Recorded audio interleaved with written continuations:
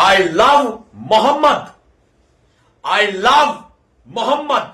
मैं बोलूंगा आई लव मोहम्मद। मैं बोलता था आई लव मोहम्मद। मैं बोल रहा हूं आई लव मोहम्मद। मैं बोलता रहूंगा आई लव मोहम्मद।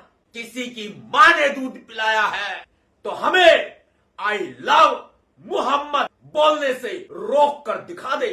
किसी के बाप की इतनी औकात नहीं है जो भीम सेना प्रमुख नवाब सतपाल तंवर को आई लव मोहम्मद बोलने से रोक कर दिखा दे। किसी की मां ने इतना दूध नहीं पिलाया जो हमारी धार्मिक आजादी को हमसे छीन ले।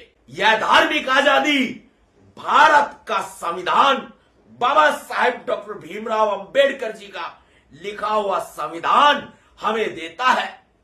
अनुच्छेद 25 हमें धार्मिक आजादी का अधिकार देता है।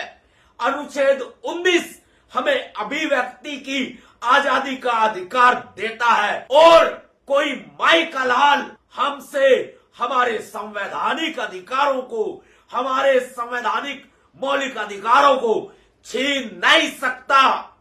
मुसलमान बेशक दिल्ली का हो, उत्तर प्रदेश का हो, उत्तराखंड का हो, तेलंगाना का हो, गुजरात का हो, महाराष्ट्र का हो या फिर हरियाणा का हो, मुसलमान हिंदुस्तान का है।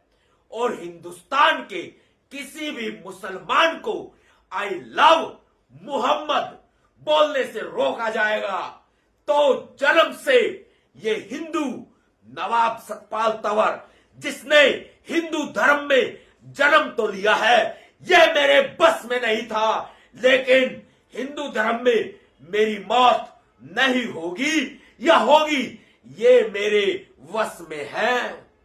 इसलिए मुसलमान हिंदुस्तान का होना चाहिए, भारत का होना चाहिए, क्योंकि भारत के संविधान का आर्टिकल 1 कहता है India that is Bharat. India Bharat है, भारत इंडिया है, हिंदुस्तान नहीं है। लेकिन मैं फिर भी सम्मान में हिंदुस्तान बोल रहा हूं क्योंकि मेरे देश की सेना हिंदुस्तान जिंदाबाद कहती है। मेरे देश की सेना कहती है हिंदुस्तान जिंदाबाद। इसलिए मैं कह रहा हूं कि मुसलमान हिंदुस्तान का है, उसके लिए भीम सेना अपने जान भी कुर्बान करने को तैयार है।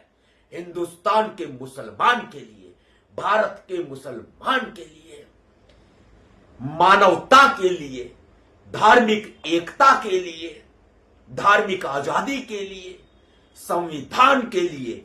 और मैं फिर बोलता हूं I love Mohammad, I love Mohammad, I love Mohammad. किसी की मां ने अगर दूध पिलाया है तो रोक के दिखा दे। ये धार्मिक आजादी है, ये अभिव्यक्ति की आजादी है। तुम्हारे बाप की औकात ना है कि तुम हमें आई लव मोहम्मद बोलने से रोक सको।